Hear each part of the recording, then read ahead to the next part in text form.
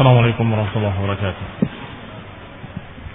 إن الحمد لله نحمده ونستعينه ونستغفره ونعوذ بالله من شرور أنفسنا ومن سيئات أعمالنا. من يهده الله فلا مضل له ومن يضلل فلا هادي له. وأشهد أن لا إله إلا الله وحده لا شريك له وأشهد أن محمدا عبده ورسوله صلى الله عليه وعلى آله وأصحابه والتابعين وتابع التابعين ومن تبعهم بإحسان إلى يوم الدين.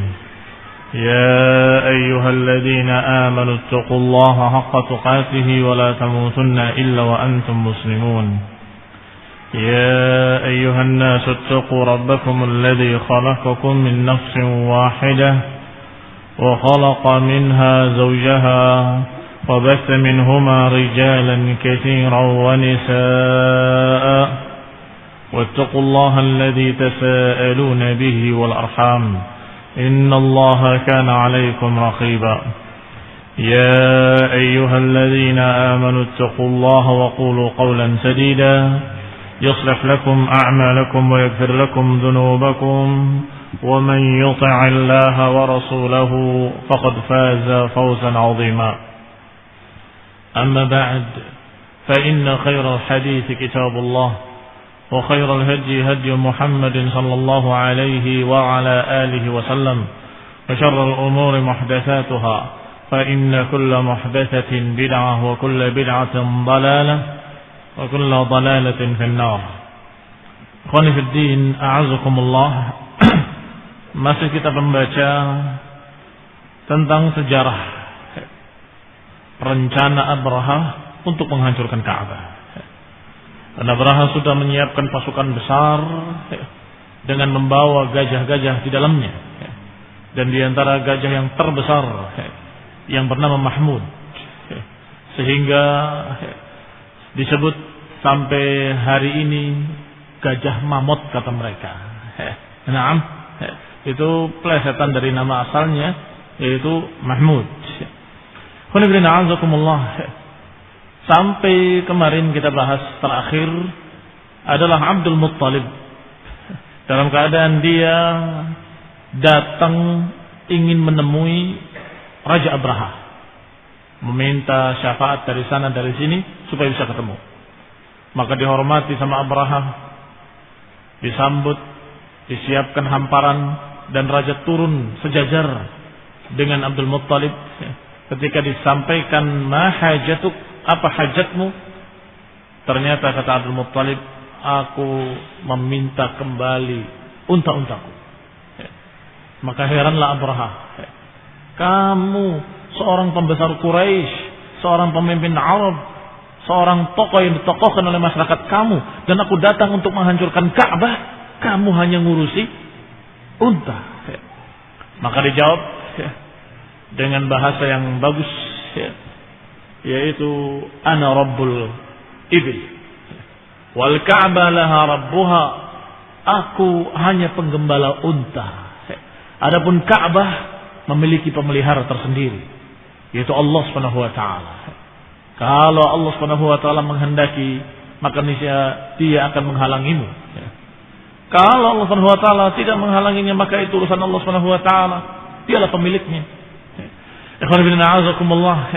Diajarkan oleh Abdul Muttalib kepada Abraha bahwa kamu akan berhadapan dengan penguasa Ka'bah dan penguasa dunia dan akhirat, yaitu Allah Subhanahu wa taala. Dikhawatirkan Abraha akan takut. Ternyata Abraha dengan sombongnya mengatakan, maka liyamtani'a minni, tidak mungkin dia menghalangi aku. Demikian kata Abraha. Faqala, maka berkata Abdul Muttalib, anta wa dzalik, atau anta wa sya'nuk, engkau dan urusanmu, terserah. Aku meminta untaku kembali. Wa radda Abraha ala Abdul Muttalib al-ibil allati asaba lahu. Maka Abraha pun mengembalikan unta-unta yang dirampas dari Abdul Muttalib. Wa ansarafa Abdul Muttalib ila Quraisy fa akhbarahum al-khabar. Maka Abdul Muttalib kembali dengan membawa unta-untanya sambil mengkhabarkan kepada orang-orang Quraisy berita dari Abraha bahwa Abraha bersikeras akan menghancurkan Ka'bah dan kalian gak akan mampu melawannya karena ini tentara besar, maka biarkanlah, pasrahkan kepada Allah Subhanahu wa taala. Wa amarahum bil khuruj. Maka Abdul Muttalib memerintahkan anak buahnya dan seluruh orang-orang Quraisy untuk keluar dari Mekah. Wa taharruz fi sya'afil jibal. Diperintahkan untuk menghindar dan berlindung di bukit-bukit dan di celah-celah gunung. Takhawufan alaihim min ma'arratil jaysh. Karena Abdul Muttalib mengkhawatirkan kemarahan tentara pada mereka, maka biarkan tentara akan dihadapi oleh Allah Subhanahu wa taala secara langsung, kalian menghindar saja ke bukit-bukit, ke Syi'ab wal jibal. Thumma qama Abdul Muttalib fa akhadha bihalqatil Ka'bah. Kemudian Abdul Muttalib memegang lingkaran pintu Ka'bah. Pintu Ka'bah memiliki pegangan yang berbentuk halqah, lingkarannya dipegang oleh beliau. Wa qama ma'u nafarun min Quraisy. Dan juga berdiri bersamanya beberapa orang dari Quraisy, sama-sama berdoa kepada Allah Subhanahu wa taala. Demikianlah keadaan jahiliyah. Mereka kalau dalam keadaan susah, mereka berdoa pada Allah Subhanahu wa taala. Kalau dalam keadaan gembira, kembali mereka kepada berhala-berhalanya. Demikian sebagaimana disebutkan dalam Al-Qur'an dalam banyak ayatnya. Kalau mereka dalam keadaan kesusahan, mereka berdoa pada Allah Subhanahu wa taala mukhlishan lahu din. Tetapi ketika anjahum minal bahr, ketika diselamatkan dari lautan, maka mereka idahum yusyrikun, kata Allah, mereka kembali berbuat kesyirikan. Maka sini dikisahkan bahwa mereka berdoa, dan berdoanya kepada Allah Subhanahu wa taala karena mereka memiliki sedikit pengetahuan bahwa Tuhan-Tuhan yang lain Tuhan-Tuhan kecil, kalau Tuhan yang besar yang Maha mengabulkan doa adalah Allah Subhanahu wa taala. Demikian kesyirikan mereka, sehingga mereka berdoanya kepada Allah Subhanahu wa taala. Wa yastansirunahu ala Abrahah wa jundihi, meminta pertolongan terhadap Abrahah dan tentaranya. Faqala Abdul Muttalib, maka berkatalah Abdul Muttalib, wa huwa akhidun bihalqati babil Ka'bah, berdoa sambil bergelayutan di pegangan pintu Ka'bah, menyatakan lahumma dari Allahumma, lahumma innal 'abda yamna'u rahlahu famna' hilalahu aw hilalaka la yaghlibanna salibuhum wa mihaluhum ghadwan mihalak in kunta tarikahum wa qiblatana fa amrun ma badalak. Dikatakan pada Allah Subhanahu wa taala dalam doanya, lahumma innal 'abda yamna' rahlahu famna' hilalak. Wahai Allah, sesungguhnya hambamu dalam keadaan yamna' rahlahu, terhalang dia pasukannya, maka halangilah mereka pasukan mereka. La yaghlibanna salibuhum, jangan sampai salib-salib mereka mengalahkan agamamu. Ghadwan mihalak, di pagi ini jangan sampai mereka mengalahkan agamamu. In kunta tarikahum wa qiblatana, kalau engkau membiarkan mereka dan membiarkan kiblat kami dihancurkan, fa amrun ma badalat, maka itu urusan milik engkau. Yani kalau engkau menghalangi, maka itu engkau yang menghalanginya, dan kalau engkau membiarkannya, maka itu milik engkau. Fa'arsala Abdul Muttalib halqata babil Ka'bah, kemudian dia melepaskan pegangannya terhadap gagang pintu tadi yang berbentuk lingkaran. Wantalaqa huwa wa man ma'ahu, dan berangkatlah dia dan bersamanya orang-orang Quraisy ila sya'afil jibal, kembali ke puncak-puncak gunung, ke bukit-bukit. Fataharrazu fiha yantazirun, mereka menunggu di sana dalam keadaan melihat dari atas apa yang terjadi pada Abrahah. Ma Abrahatu fa'ilun bi Makkah, apa yang dilakukan oleh Abrahah terhadap Ka'bah, dan apa yang akan dilakukan Allah Subhanahu wa taala kepada mereka ketika masuk nanti. Maka mereka menonton dari puncak-puncak bukit. Falamma asbaha, maka ketika pagi harinya, Abraha tahayya alidukhuli Makkah, bersiap-siap untuk masuk ke Mekah dengan pasukannya. Wahayya fiyalah, dan mempersiapkan fiyalah. Fiyalah bentuk jamak dari fil, dan fil adalah gajah-gajah. Mempersiapkan pula gajah-gajah. Wa'abba jaishahu, dan menyiapkan tentaranya. Wa kana ismul fil mahmudan, dan nama filnya adalah Mahmud. Wa Abrahah mujmi'un li hadmil bait, dan Abrahah betul-betul mujmi'. Mujmi' itu artinya tekadnya bulat untuk menghancurkan Ka'bah. Sekali lagi, dia menghancurkan Ka'bah bukan karena agamanya, bukan karena ikhlas untuk Tuhannya, karena Tuhan yang dia yakini adalah Tuhan yang memiliki Ka'bah. Sama. Karena orang-orang Nasrani juga menyembah Allah Subhanahu wa taala. Hanya saja mereka mempertuhankan Nabi Isa dan mempertuhankan ibunya Isa sebagai Tuhan ibu, Tuhan anak. Tetapi mereka kenal Allah Subhanahu wa taala. Maka bukan karena itu. Abrahah karena ingin memuaskan. Abrahah ingin menghancurkan Ka'bah karena ingin memuaskan bosnya dari manusia yang bernama Kaisar. Yang bernama Kaisar atau dijuluki dengan Kaisar Rum. Kaisar Romawi. Di sini tidak disebutkan, tapi disebutkan dalam kitab yang aslinya, kitab Sirah Ibnu Hisham. Di sana ketika Abrahah membunuh raja dia, pimpinan dia, itu membuat Kaisar marah. Sampai Kaisar menyebutkan satu sumpah. Satu sumpah, demi Allah, aku tidak akan menginjak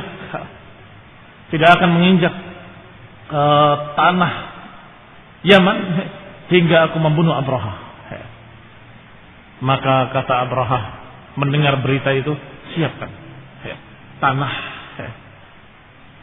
Sebelum aku memukul kepala, tutup kepala, helmnya orang-orang Romawi apa namanya? Nah, topi bajanya, topi besinya. Sebelum aku memecahkan topi besinya, Abrahah. Maksudnya membunuh Abrahah.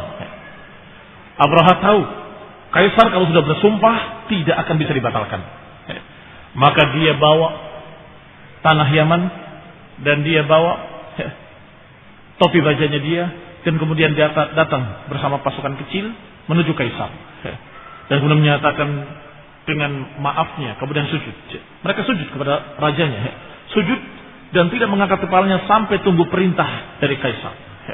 Sampai Kaisar mengatakan bangun, angkat kepalamu, maka dia angkat kepalanya. Aku minta maaf atas apa yang aku lakukan kepada pimpinanku, karena dia begini dan begitu. Dan aku menghormati sumpahmu wahai Tuan Raja. Aku membawakan topi bajaku agar kau pecahkan. Kemudian aku bawakan tanah Yaman agar engkau menginjaknya. Karena engkau telah bersumpah tidak akan menginjak tanah Yaman sampai memecahkan topi bajaku. Ini topi baja. Dan ini tanahnya. Aku mohon maaf. Dan aku sudah siapkan pasukan yang besar untuk memindahkan kiblatnya orang-orang Arab ke Yaman. Dan aku sudah bangunkan untukmu satu gereja terbesar yang tidak pernah ada gereja sebesar itu, yang tidak ada gereja yang dibangun sebesar itu untuk raja lain kecuali engkau, untukmu. Jadi dia bangun gereja besar untuk kaisarnya, dan dia ingin memalingkan kiblatnya orang-orang Arab ke Yaman juga untuk keridhaan rajanya. Itu Abraham. Sehingga raja mengampuni, dan kemudian dia menunaikan sumpahnya, mematahkan topi bajanya, dan kemudian menginjak tanahnya. Abrahamnya tetap hidup. Sehingga dia terus berangkat, bertekad bulat, mujmi'un, sebagaimana dikatakan di sini, mujmi'un lihadmil baiti, betul-betul bertekad bulat untuk menghancurkan Ka'bah. Famalin siraf ila Yaman. Setelah itu balik ke Yaman. Tidak ingin pertumpahan darah apapun, menghancurkan Ka'bah, kemudian balik. Falamma wajjahul fil ila Makkah, aqbala Nufail ibn Habib hatta qama ila janbil fil. Ketika mulai berangkat menuju Ka'bah, maka pengasuh gajahnya yang bernama Nufail ibn Habib, yang dia adalah orang Arab, kedah hatinya bersama orang Arab, tetapi dia karena tidak memiliki kekuatan, terpaksa dia bekerja untuk Abrahah. Qala qama ila janbil fil, berdiri di samping gajah tersebut. Tsumma akhadha bi udhunihi, memegang telinga gajah itu, kemudian diajak bicara. Ubruk awirji' rashidan min haitsu ji'. Wahai gajah, duduklah kamu atau pulanglah kamu ke negeri yang kamu tinggalkan. Fa innaka fi baladillahil haram. Engkau di tanah Allah yang suci. Di tanah Allah yang suci. Tsumma arsala udunahu fayabrukul fi. Kemudian dibiarkan oleh Nufail. Ternyata gajah itu duduk, tidak mau pergi. Wa kharaja Nufail yastaddu hatta asmada fil jabal. Dan keluarlah Nufail lari sampai di pinggir gunung. Wa darabul fil yaquma fa aba. Maka mereka semua berupaya untuk memukul gajah itu dengan cambuk agar berangkat, tetap tidak mau bergerak. Dipukul, didorong, diperbuat segala macam apa yang mereka mampu. Para pengasuh-pengasuh gajah itu, para pawang-pawang gajahnya, tetap darabu ra'sahu bitubruzain. Bahkan kepala gajah itu dipukul dengan besi. Tubruzain itu seperti tongkat besi. Tidak bergerak, tetap duduk gajahnya. Fa'adkhalu mahajin lahum fi miraqihi fayazghuhu biha fa'adha. Sampai dia masukkan berbagai macam sesuatu yang melukai, seperti karapan sapi di Madura dilukai, kemudian dikasih sesuatu yang membuat perih supaya lari, tetap tidak bergerak. Fawajjahuhu raji'an ila Yaman.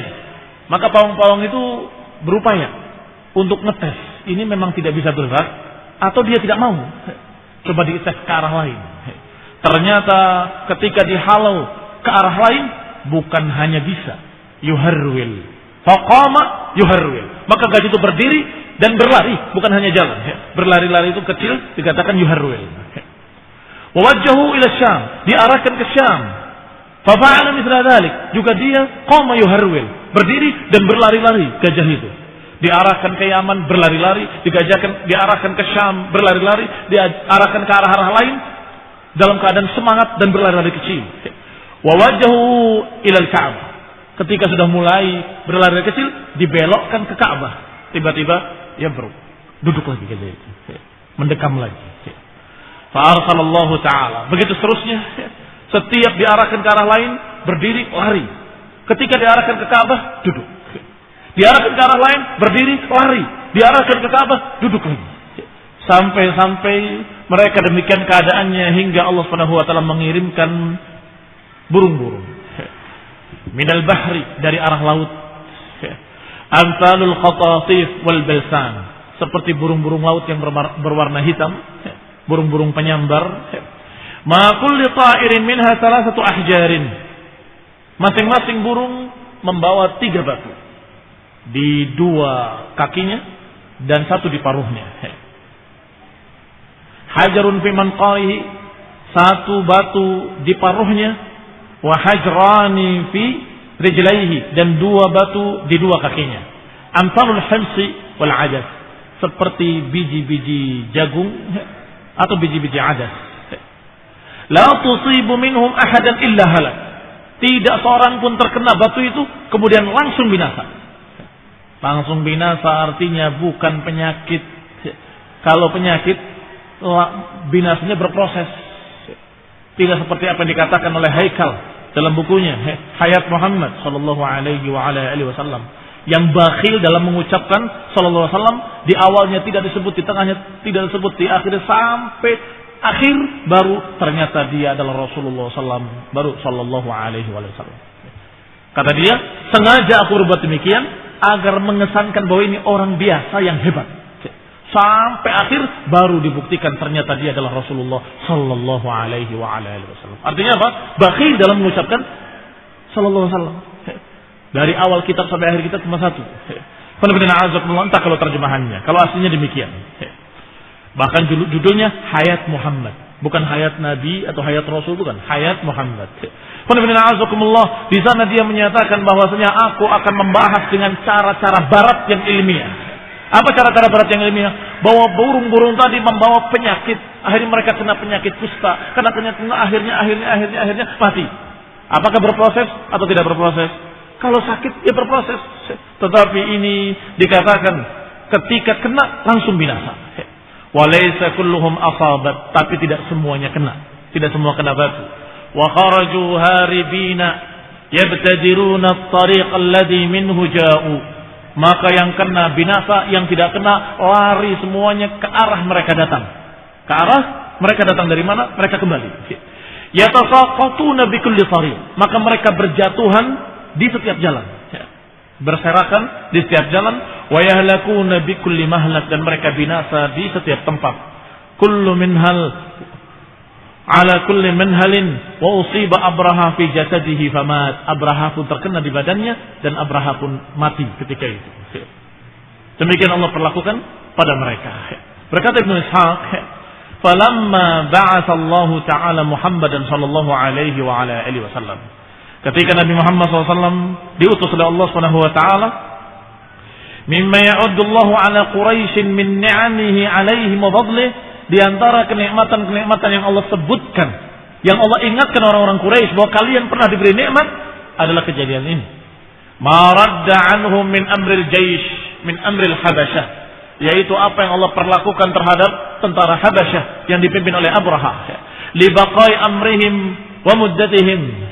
Faqala Allah tabaraka wa taala, maka Allah turunkan ayatnya kepada Nabi sallallahu alaihi wasallam. Alam tara kaifa fa'ala rabbuka bi ashabil fil, alam yaj'al kaydahum fi tadlil, wa arsala 'alaihim tayran ababil tarmihim bihijaratin min sijil faj'alahum ka'asfin ma'kul. Kata Allah, tidakkah engkau melihat bagaimana Allah perlakukan terhadap tentara bergajah? Alam yaj'al kaidahum fi tadlil, bukankah Allah telah memperlakukan pada mereka dan menggagalkan tipu daya mereka untuk menyesatkan?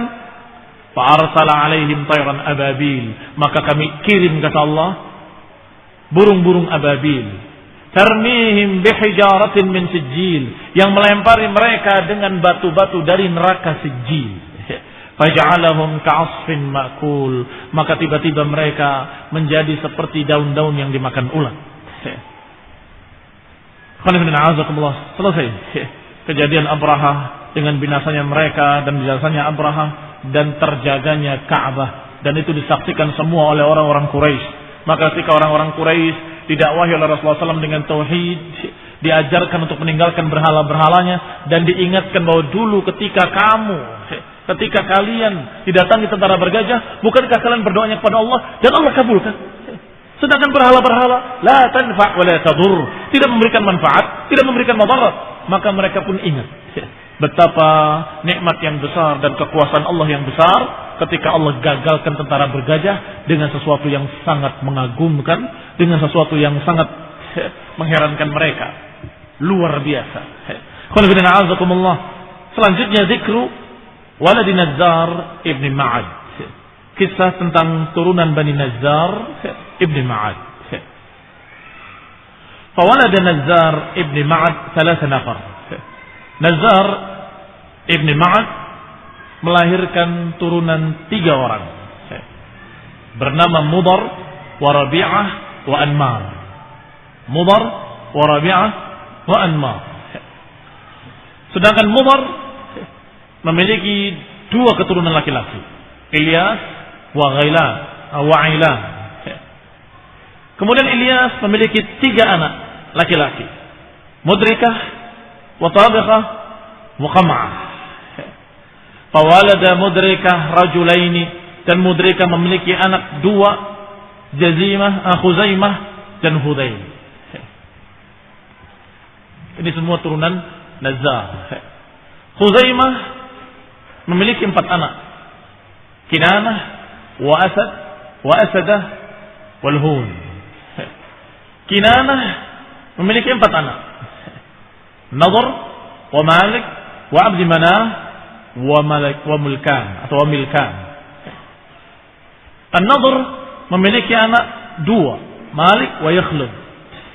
Sedangkan Malik ibn Nadhr Fihr ibn Malik. Fawalada Malik ibn Nadhr fahuwa ibn Malik. Fawalada Fihr 4 nafar. Fihr memiliki anak 4 anak. Fihr ini yang nama lainnya adalah Quraisy. Berarti dari turunan Fihr ke bawah itu adalah Quraisy. Fihr memiliki 4 anak, Ghalib wa Muharib wal Haris wa Asad.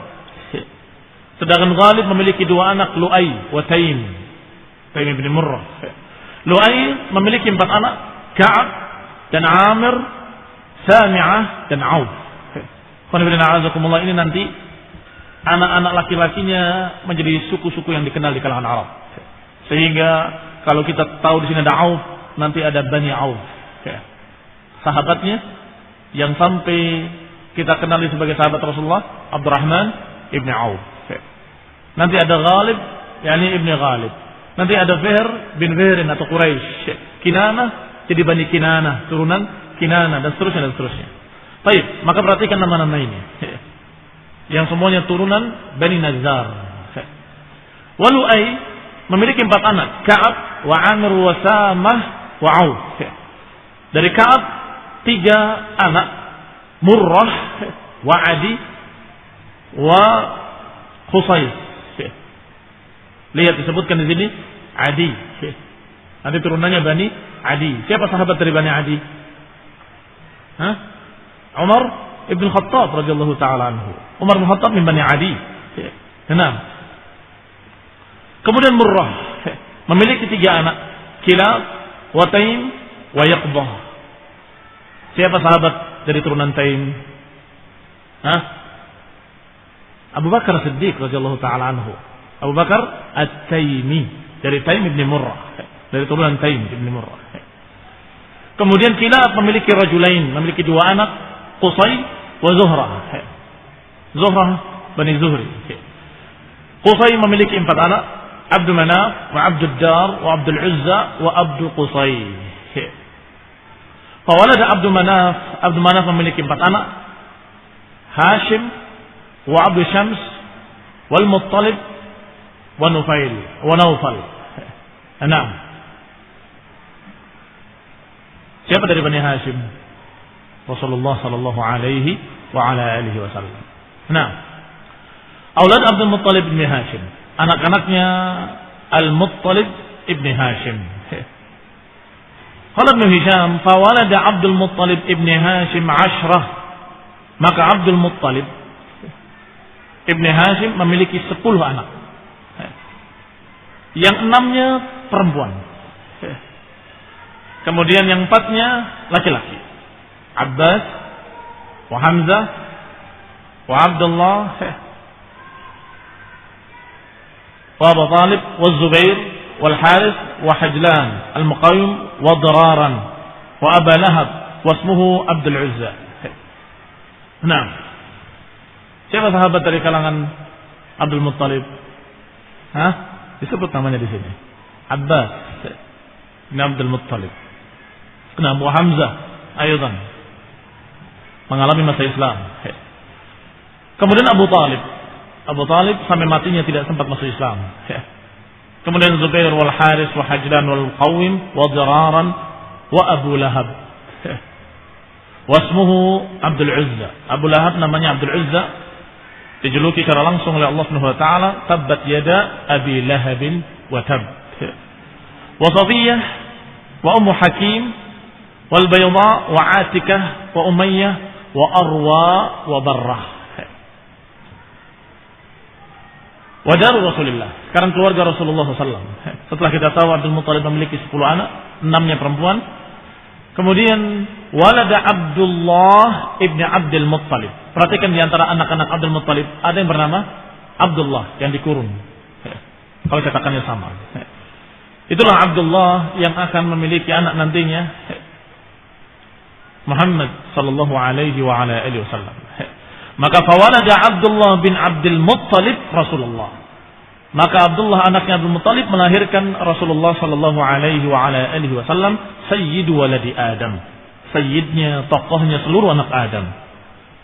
Muhammad ibn Abdullah ibn Abdul Muttalib salawatullahi wa salamuhu wa rahmatuhu wa barakatuhu alaihi wa ala alihi wasallam.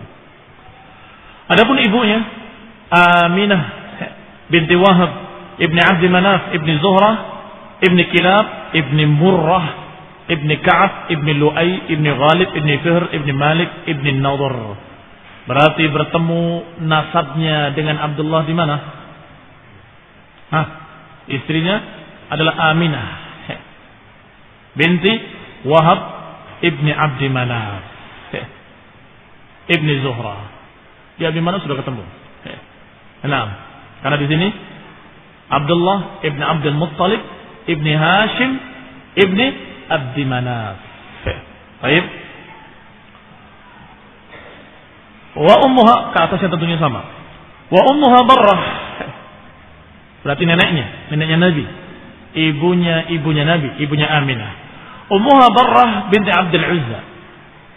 Barrah ibn Abdul Uzza ibn Uthman ibn Abdiddar ibn Qusay ibn Kilab ibn Murrah ibn Kab ibn Lu'ay ibn Ghalib ibn Fihr ibn Malik ibn Nadhr. Rasulullah sallallahu alaihi wa ala alihi wasallam ashrafu waladi Adam hasaban wa nasaban wa afdaluhum nasaban. Maka Rasulullah SAW adalah seorang yang paling mulia dari bangsa yang paling mulia, dari turunan yang paling mulia, dari kanan kirinya, bukan hanya dari bapaknya dan dari ibunya, sama-sama Quraisy dan sama-sama turunan orang-orang yang terhormat, orang-orang yang di masa jahiliyah tidak mau berzina. Dikatakan oleh para ulama, bahkan oleh Ibnu Hisham, bahwa Rasulullah SAW tidak pernah dilahirkan dari zina. Apa maknanya tidak pernah dilahirkan dari zina? Bukankah beliau sallallahu alaihi wasallam dilahirkan cuma sekali? Kok dikatakan tidak pernah dilahirkan dari zina? Maksudnya beliau lahir dengan mulia dari bapak ibu yang mulia. Mulia dalam arti nasab ya. Kita nggak bicara agama. Artinya bukan zina, dari nikah yang sah. Juga kakeknya sampai ke atas tidak pernah calon nabi ini lahir dari zina, nggak pernah. Selalu dengan nikah yang syar'i. Walaupun waktu itu jahiliyah, dikatakan oleh Aisyah radhiyallahu taala anha dalam riwayat yang sahih dalam bab nikah, bahwasanya pernikahan zaman jahiliyah ada 4. Satu adalah seorang wanita yang memasang bendera di rumahnya, yang siapa saja boleh datang, laki-laki hidung belang, yang kemudian kalau dia hamil maka dipanggil semua pelanggan-pelanggannya dan ditunjuk oleh seorang penengah. Penengahnya adalah tukang sihir atau tukang ramal. Ini bapaknya adalah kamu, maka anaknya dinasabkan kepada fulan. Kemudian yang kedua adalah pernikahan hanya sekedar dia memilih beberapa orang laki-laki, kemudian boleh laki-laki itu untuk zina dengannya. Laki-laki lain tidak boleh. Kalau yang tadi lebih merdeka. Sampai disebutkan yang keempat, yaitu seorang laki-laki melamar kepada orang tua si wanita. Ketika dibolehkan maka dinikahkan. Ini yang kemudian di zaman Islam disetujui atau ditakrir. Berarti pernikahan seperti itu sudah ada zaman jahiliyah. Dan Rasulullah SAW dilahirkan dari pernikahan yang seperti itu. Pernikahan yang seperti pernikahan yang syar'i. Maka min qibali abihi wa min qibali ummihi adalah nasab thayyib, nasab yang bagus, turunan yang baik. Sallallahu alaihi wa ala alihi wasallam. Wa syarrafa wa karrama wa majjada wa 'azzama. Maka Rasulullah sallallahu alaihi wasallam dimuliakan oleh Allah, ditinggikan oleh Allah, dihormati oleh Allah, dijadikan terhormat oleh Allah Subhanahu wa taala dan diagungkan oleh Allah Subhanahu wa taala, dibesarkan. Ini Rasulullah sallallahu alaihi wa ala alihi wasallam. Demikianlah disebutkan tokoh-tokoh Quraisy ke atas yang nantinya mereka dijuluki sebagai nama-nama kabilah, sehingga kita akan kenal Bani Adi, Bani Abdul Uzza, Bani Abdi Manaf, Bani Umayyah atau Bani Khalaf atau Bani Auf dan seterusnya. Maka itu semuanya dari turunan Bani Nazzar.